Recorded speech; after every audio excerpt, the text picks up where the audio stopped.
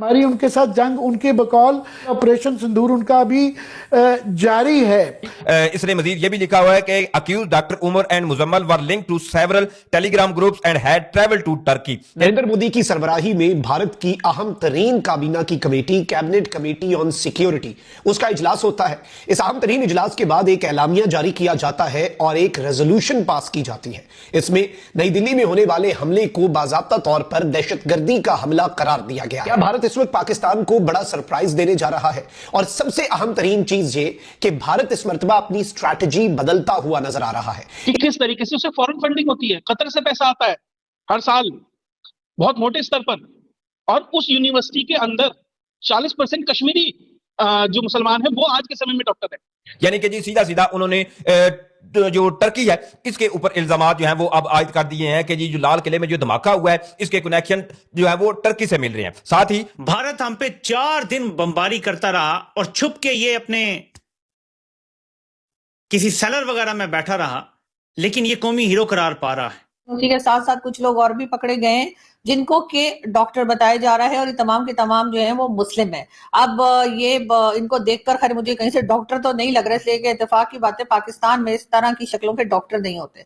लेकिन हाँ ये जरूर है कि ये अगर शक्ल देखकर अगर कोई ये ना कहे कि ये डॉक्टर है तो शायद किसी को यकीन भी ना आए, क्योंकि शक्लों से तो ये मुझे बिल्कुल ही किसी मदरसे के मौलवी लग रहे हैं। या इसकी बात नहीं होती है। बात सिर्फ ये होती है कि दिल्ली में एक चूहा निकला, उसने कुछ कर दिया, उसकी सब बात कर रहे हैं। लेकिन एजेंसीज ने किस तरीके से हजारों लाखों लोगों की जान बचाई, उसके लिए उन्हें सैल्यूट है। ने जिक्र नहीं किया, लेकिन दबे अल्फाज में, ढके छुपे अल्फाज में यह कह दिया कि इनके जो सपोर्टर्स हैं, इनके जो स्पॉन्सर्स हैं, इनके जो सहूलतकार हैं, वो उनके खिलाफ भी कार्रवाई करेंगे और फौरी कार्रवाई करेंगे फॉर नेक्स्ट 72 आवर्स। अगले 72 घंटों के हवाले से तशवीशनाक डेवलपमेंट सामने रख रहा है।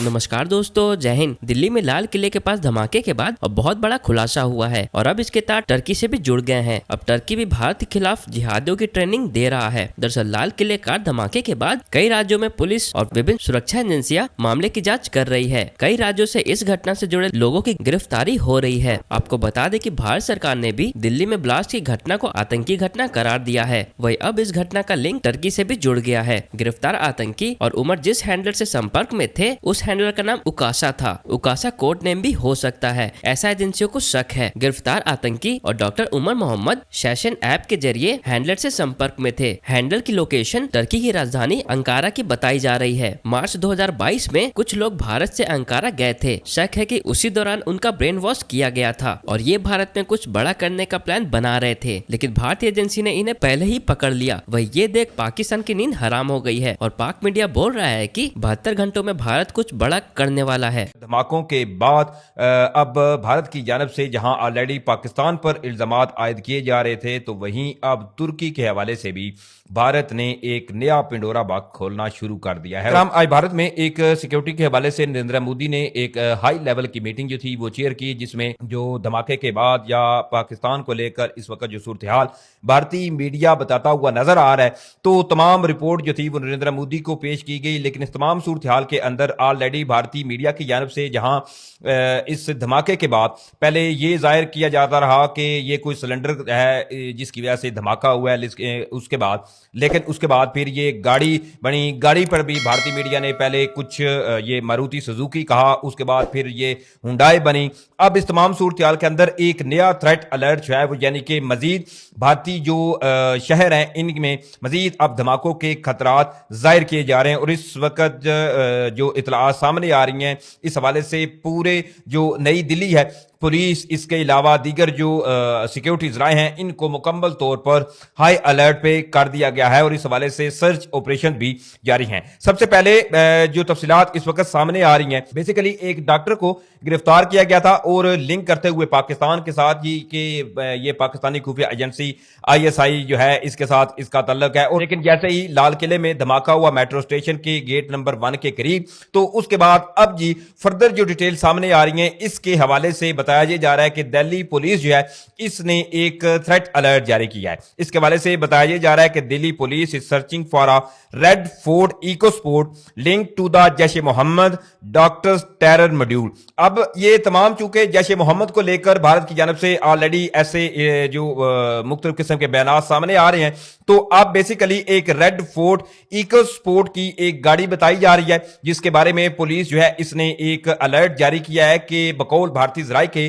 कि जिसने जो हुंडई गाड़ी खरीदी थी जिसमें ये धमाका हुआ, ब्लास्ट हुआ, जिसमें भारतीय कई शहरी जो थे मारे गए जबकि कई जख्मी हुए, तो बकौल भारतीय जराये के अब जो गाड़ी का मालिक है उसकी ये दूसरी गाड़ी है। तो अब ये खदशात जाहिर किए जा रहे हैं कि जहां ऑलरेडी नई दिल्ली लाल किले में मेट्रो स्टेशन के करीब धमाका हुआ है, तो अब फर्दर जो धमाके हैं उनके भी खदशात इस वक्त जाहिर किए जा रहे हैं। और भारतीय पुलिस ने इस हवाले से रेड अलर्ट जारी किया कि आपको ये जो रेड फोर्ट की गाड़ी है जहां पर भी आपको नजर आए या इसके हवाले से कोई भी मालूमात जो है वो आप तक पहुंचती है, तो आपने सबसे पहले पुलिस स्टेशन या दिल्ली पुलिस जो है इसको फ्राहम करनी है। सिर्फ जम्मू कश्मीर में भी मुकम्मल तौर पर क्रैकडाउन का सिलसिला जारी है। पहलगाम में मुख्तलिफ किस्म की गिरफ्तारियां, कल भी एक इस हवाले से जो खबर सामने आई थी कि 39 जो वहां के शहरी थे इनको गिरफ्तार किया गया। फर्दर आज भी पूरा दिन इस हवाले से मुख्तलिफ गिरफ्तारियां जो है इनकी खबरें सामने आती रही हैं। अब इस सिनेरियो के अंदर जहां पहले ये पाकिस्तान पर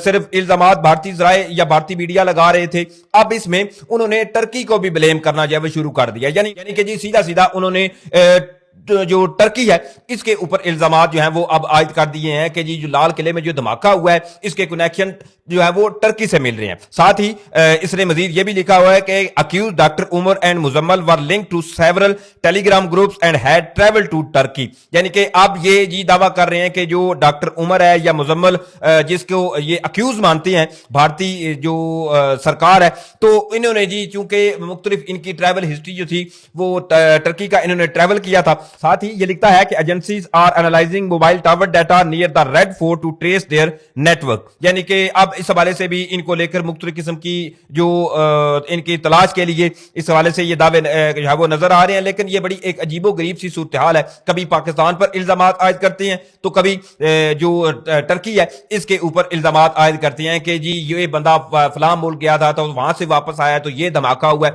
मतलब एक अजीबो गरीब जो है वो किस्म की रिपोर्टिंग इस वक्त भारतीय मीडिया की जानब से या भारतीय एजेंसी जो है वो क्लेम करती हुई नजर आ रही है। नरेंद्र मोदी की सरबराही में भारत की अहम तरीन काबीना की कमेटी कैबिनेट कमेटी ऑन सिक्योरिटी, उसका इजलास होता है।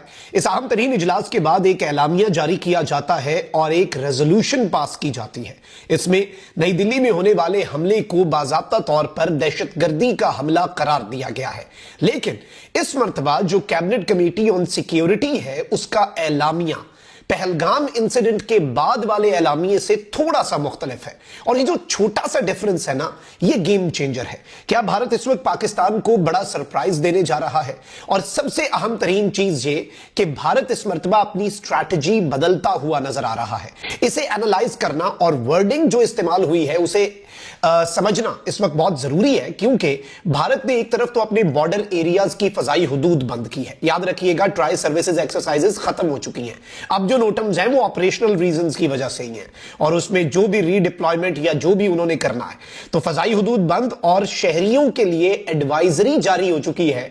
एंड इवन अब इंडियन एनालिस्ट्स और इंडियन जो मीडिया है वो द नेक्स्ट 72 आवर्स अगले 72 घंटों के हवाले से तशवीशनाक डेवलपमेंट सामने रख रहा है। करारदाद जो है वो पास की गई है जिसमें कहा गया है कि हम स्विफ्ट जस्टिस लाएंगे प्रेपरेटर्स और स्पॉन्सर्स, यानी ये दहशतगर्दी करने वाले और इनके स्पॉन्सर्स और इनके सहूलतकार। सबसे अहम तरीन चीज ये नाज़रीन इकराम के इसमें एग्जैक्ट ये लिखा गया कि जी एक हीनियस टेररिस्ट इंसिडेंट हुआ जो कि एंटी नेशनल फोर्सेस जो है उनकी तरफ से किया गया।